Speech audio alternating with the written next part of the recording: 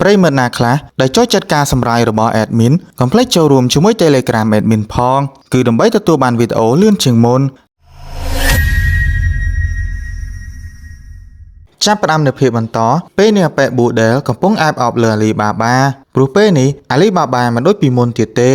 ហើយ Alibaba វិញគឺកំពុងធុញទ្រាន់ហើយតែបើទោះជាលឺអញ្ចឹងក៏ដោយអាប៉ែប៊ូដែលមិនបានខឹងអីទេហើយនិយាយលើកជើង Alibaba ទៀត Alibaba មិនភ្លេចរឿងអតីតចោលទៅខណៈដែល Alibaba កំពុងកើតទុកដែររយៈពេល3ថ្ងៃហើយបែរជាមិនឃើញ Aladdin មកសោះមិនដឹងថា Aladdin គឺទៅដល់ទីណានោះទេស្របពេលអ្នកយាមក៏ដើរចូលមកគឺមានក្មេងម្នាក់មកចង់ជួបលោកម្ចាស់ឮបែបនេះ Alibaba សប្បាយចិត្តណាស់ខ្លួនឯងស្មានតែជា Aladdin តែតាមការពិតទៅជា Morgiana សោះបន្ទាប់មក Morgiana ក៏បានចោទសួរទៅហេតុអី Alibaba ក៏យកទ្រព្យសម្បត្តិខ្លួនឯងទៅទិញកម្មសិទ្ធិទាសករទាំងអស់ហើយដោះលែងពួកគេទៅវិញឬហើយគាត់ក៏បានតបទៅវិញព្រោះវាជាក្តីសម័យរបស់បរិសនោះហើយនិយាយចុះឡើងមកគីណាក៏បានប្រាប់ដែរខ្លួនឯងមកទីនេះដើម្បីអរគុណ Alibaba ហើយក៏ចង់ត្រឡប់ទៅស្រុកកំណើតវិញដែរព្រោះវាជាការសន្យាជាមួយលោកម្ចាស់ Magi បណ្ដាល Alibaba ក៏ចាប់ផ្ដើមនឹកឃើញដែរខ្លួនក៏ធ្លាប់សន្យារឿងមួយជាមួយ Aladdin អញ្ចឹងហើយខ្លួនឯងក៏ត្រូវតែធ្វើវាដែរហើយភ្លាមយើងក៏បានឃើញ Alibaba កំពុងធ្វើដំណើរទៅកន្លែងមួយព្រមទាំងបាននឹកឃើញពាក្យសម្ដីរបស់ Aladdin ទាំងអស់ពួកយើងទាំងពីរនឹងចាប់ផ្ដើមសងព្រេងជាមួយគ្នាហើយស្វែងយល់អត្ថកម្បាំងនៃចក្រវាលមួយនេះហើយនៅពេលឮពាក្យសម្ដីទាំងអស់នេះត្រាវេទមន្តក៏ចាប់ផ្ដើមភ្លឺឡើងបង្ហាញមកកន្លែង Aladdin វិញហើយនៅពេលដឹងខ្លួនមក Aladdin ក៏បានឃើញលោកយាយម្នាក់មិនទាន់ដឹងថាគាត់មានឈ្មោះអីទេដឹងត្រឹមអ្នកភូមិក៏ហៅគាត់ថាលោកយាយបាបាហើយតាមមើលទៅគាត់ប្រហែលជាគ្រូវេទមន្តមួយរូបដែរព្រោះគាត់ក៏បានដឹងរឿងរ៉ាវរបស់ Aladdin ច្រើនណាស់ហើយនៅស្វាគមន៍ Aladdin មកកាន់ភពផែនដីវិញទៀតបន្តមកក្មេងស្រីដែលមានឈ្មោះថាតូយ៉ាក៏បានហៅលោកយាយចេញក្រៅព្រោះក្រុមរបស់ដូជីក៏បានមកវិញហើយក្រុមនេះហើយជាអ្នកនាំ Aladdin មកទីនេះនៅក្នុងពេលនឹងក៏ធ្វើយើងបានដឹងដែរក្រុមមួយនេះជាកោសម្ព័ន្ធដាច់ដោយឡែកហើយក៏ជាគ្រួសារនៃតកូលខូក្រោយមកពួកគេក៏បានសួរនាំពី Aladdin តែ Aladdin ជាអ្នកណាជាស្ប៉ៃរបស់អាណាចក្រខូមែនទេឬហើយ Aladdin ក៏បានតបទៅវិញខ្លួនគឺមានឈ្មោះថា Aladdin ជាអ្នករស់នៅជីសានតែក្នុងចំណោមពួកគេមានអ្នកណាស្គាល់វាឬអត់នៅពេលឮបែបហ្នឹងបរិសម្នាក់ក៏បានប្រាប់ទៅវាគឺស្ថិតនៅក្នុងទិសខាងលិចហើយការធ្វើដំណើរទៅទីនោះគឺចំណាយពេលអស់2ឆ្នាំឯណោះបណ្ដាល Aladdin គឺឡើងហួសចិត្តមិនក៏នៅទីនោះឆ្ងាយម៉េះក្រោយមកនៅពេលយប់អ្នកភូមិក៏ចាប់ផ្ដើមកម្មវិធីសប្បាយមើលទៅការរស់នៅគឺគ្មានត្រូវខ្វល់អីច្រើនទេអ្នករស់នៅទីនេះគឺសុទ្ធតែចាត់ទុកខ្លួនឯងជាគ្រួសារទាំងអស់នៅពេលឮបែបនេះ Aladdin ក៏ចាប់ផ្ដើមនឹកឃើញដល់ Ogo ធ្លាប់និយាយថា Aladdin ខ្លួនឯងគ្មានគ្រួសារអីទេកើតមកគឺដើម្បីអតិភិបដ៏អស្ចារ្យនៃចក្រវាលមួយនេះស្របពេលលោកយាយក៏បានតបទៅវិញក៏មក Aladdin ពិបាកចិត្តអីបច្ចុប្បន្ន Aladdin ដែលនៅទីនេះគឺជាកូនរបស់លោកយាយបាបាក៏ជាគ្រួសាររបស់គ្រប់គ្នាដែររឿងនឹងបណ្ដាល Aladdin ចាប់ផ្ដើមសប្បាយចិត្តហើយព្រោះខ្លួនក៏ត្រូវបានគេចាត់ទុកជាគ្រួសារដែរខ្លួនឯងកន្លងមកគឺចង់ដឹងខ្លាំងណាស់តើពាក្យថាគ្រួសារគឺមានន័យយ៉ាងម៉េចស្របពេលកងទ័ពមួយក្រុមកំពុងមើលពីចម្ងាយដែរហាក់បីដូចជាមានគោលបំណងអ្វីមួយអញ្ចឹង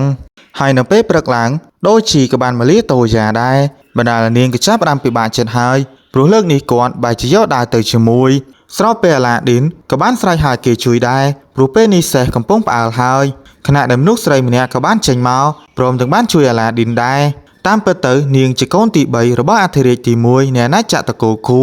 មកទីនេះគឺដើម្បីចរចាផ្នែកការទូតឬហើយលោកជ័យក៏ចាប់ផ្ដើមណែនាំខ្លួនគឺមានឈ្មោះថា Jagan Saman ជាកូនរបស់ស្ដេចទី155នៃតកូលខូហ្កានិយាយចំទៅព្រះនាងទី3គឺមកដើម្បីចរចាផ្នែកការទូតឲ្យតកូលរបស់ខូហ្កាបង្រួបបង្រួមឡើងវិញមិនតែប៉ុណ្ណោះព្រះនាងក៏បាននិយាយដែរមុនពេលខ្លួនមកក៏សម្ព័ន្ធផ្សេងគឺបានយល់ព្រមអស់ហើយតែអ្នកភូមិក៏ចាប់ផ្ដើមនិយាយកាត់វិញសបិនដូនតាដូចគ្នាគឺមានគោលបំណងបង្រួបបង្រួមមែនទេបើពួកយើងមិនយល់ព្រមព្រះនាងក៏ចង់ឈ្លានពានមែនទេឃើញបែបនេះព្រះនាងក៏ចាប់ផ្ដើមចោទសួរហើយហេតុអីរយោស័យគឺបង្កបញ្ហាអញ្ចឹងតែប៉ែនឹងមិនដឹងអាងអីទេបែរជាឲ្យព្រះនាងបិទមាត់ទៅវិញហើយនៅបាននិយាយទៅដៀលអ្នកភូមិទៀតទឹកដោះគោអន់អញ្ចឹងមិនស័ក្តិសមឲ្យព្រះនាងសោយទេហើយក៏មិនចាំបាច់ចរចាអីដែរចាប់ពីពេលនេះទៅអាណាចក្រខូនឹងគ្រប់គ្រងលើភូមិនេះអាប៉ែនេះគឺរៀងល្អបន្តិចបែរជាឲ្យដូជីធ្វើចិត្តត្រជាក់វិញទោះបីសម្រាប់រយោស័យក៏បញ្ហាមិនអាចដោះស្រាយបានដែរហើយការដែលឃើញភាពតានតឹងអញ្ចឹងព្រះនាងក៏ចាប់ផ្ដើមចាក់ចេញទៅ តែខ្លួនក៏សង្ឃឹមផងដែរជួបគ្នាលើកក្រោយលោកជ័យនឹងយកព្រមតាមសំណើខ្លួននៅពេលត្រឡប់មកវិញរយោស័យក៏បាននិយាយដែរហេតុអីព្រះនាងមិនដោះស្រាយបញ្ហាដាច់ស្រេចឬហើយព្រះនាងមិនយល់ស្របនោះទេព្រោះអ្នកភូមិនោះជាអនាគតរបស់អាណាចក្រឃូអញ្ចឹងហើយត្រូវដោះស្រាយល្អមិនអាចធ្វើអីផ្ដេសផ្ដាសបាននោះទេស្របពេលអាឡាឌីនក៏បានបង្ហាញខ្លួនចេញមកតាមពិតអាឡាឌីនមកទីនេះគឺចង់ឲ្យព្រះនាងដោះស្រាយបញ្ហាបានល្អមិនចង់ឲ្យមានរឿងការវាយកាប់ចាក់កើតឡើងទេបើរឿងនោះកើតឡើងមែនលោកយាយគឺច្បាស់ជាយំឬហើយព្រះនាងគឺចាប់ផ្ដើមយល់អ្វីៗទាំងអស់ខ្លួននឹងយកព្រមតាមសំណើរបស់អាឡាឌីននៅពេលឮបែបនេះពន្លឺមួយក៏បានចេញពីខ្លួនអាឡាឌីនក៏មានន័យថាពាក្យសម្ដីរបស់ព្រះនាងជាការពិតទាំងអស់ខ្ញុំឃើញថាអ្នកជាមនុស្សល្អអញ្ចឹងហើយមិនចាំបាច់និយាយវែងឆ្ងាយទេខ្ញុំនឹងដោះស្រាយបញ្ហាទាំងអស់ឲ្យហើយនឹងប្រាប់លោកជ័យឲ្យយកព្រមតាមសំណើមួយនេះតែនៅពេលត្រឡប់មកវិញអាឡាឌីនក៏បានចោទសួរអ៊ូហ្គោនៅពេលឃើញព្រះនាងទី3អ៊ូហ្គោដូចមានប្រតិកម្មអាឡាឌីនក៏ចាប់ផ្ដើមដឹងដែររឿងទាំងអស់នេះអ៊ូហ្គោមិនអាចឆ្លើយតបបានទេទោះតែខ្លួនឯងស្វែងរកអាចកំបាំងនៅទីនេះទើបអាចដោះស្រាយបញ្ហាទាំងអស់បានតែរឿងមិនល្អក៏បានកើតឡើងស្របពេលគ្នាបើតាមមើលទៅអ្នកភូមិក៏ត្រូវបានគេចាប់ខ្លួនហើយលោកយាយវិញក៏បានសុំឲ្យដូជីកុំសម្លាប់អ្នកណាអសោះព្រោះវាក៏អាចកើតមានសង្គ្រាមគ្រប់ពេលបើទោះជាលឿនចឹងមែនដូជីមិនបានតបអីទេក៏ជិះសេះចាក់ចេញទៅស្របពេលអាឡាឌីនក៏បានមកដល់រួចក៏បានចោទសួរលោកយាយតើមានបញ្ហាអីកើតឡើងមែនទេតាមពិតទៅបញ្ហាដែលកើតឡើងរយោស័យជាអ្នកបង្កឡើងទាំងអស់វាគឺខឹងព្រះនាងណាស់ដែលមិនយល់ព្រមតាមវាអញ្ចឹងហើយបានជាវាចាប់មនុស្សស្រីមកគឺដើម្បីសងសឹកទាំងអស់ស្របពេលក្រុមដូជីក៏បានតាមទាន់ដែរហើយនៅពេលឃើញបែបនេះរយោស័យក៏បញ្ជាបាញ់ព្រួញចេញទៅ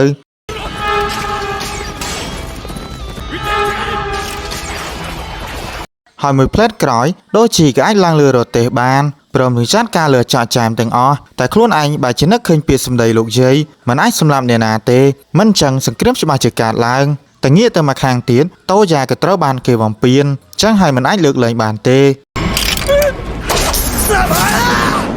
ត្រឡប់មកខាងអាឡាឌីនវិញខ្លួនគឺតាមមិនទាន់ពួកគេទេទើបលោកយាយក៏បាននិយាយទៅគេនៅចាំទីនេះបានហើយអំឡុងពេលហ្នឹងអាឡាឌីនក៏ប្រាប់លោកយាយមុននេះខ្លួនឯងក៏បានជួបជាមួយព្រះនាងហើយពិភាក្សាពីបញ្ហាទាំងអស់ម្យ៉ាងទៀតព្រះនាងគឺសន្យាដោយចិត្តស្មោះបើសិនបើលោកយាយយកព្រមលើរឿងនេះបញ្ហាទាំងអស់នឹងត្រូវបានដោះស្រាយស្របពេលដំណើរគ្នាក្រុមដូជីក៏បានមកដល់ហើយក៏មិនបានធ្វើអ្នកណាស្លាប់ទេព្រោះគ្រប់គ្នាគេចាំសម្ដីលោកយាយបើសង្គ្រាមកើតឡើងគ្មានអ្នកណាគេអាចនៅរស់ទេឃើញបែបនេះលោកយាយក៏ចាប់ផ្ដើមសប្បាយចិត្តហើយក៏បាននិយាយទៅពួកគេខ្លួនឯងនឹងចូលរួមជាមួយចក្រភពគឺដើម្បីការពារគ្រួសារយើងណាមួយចង់ឲ្យភាពរុងរឿងនៃចក្រភពកើតឡើងឬហើយគ្រប់គ្នាសប្បាយចិត្តណាស់គ្មានអ្នកណាជំទាស់គាត់ទេ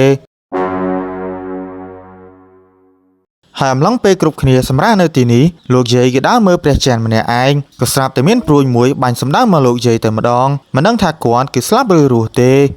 ស្របពេលសាច់រឿងរបស់យើងក៏បានចប់ត្រឹមនឹងដែរadmin សង្ឃឹមថាប្រិយមិត្តនឹងចូលចិត្តសាច់រឿងមួយនេះហើយចុចមេដៃមេជើងដាក់សញ្ញាកណ្ដឹងឲ្យ admin ម្នាក់មួយ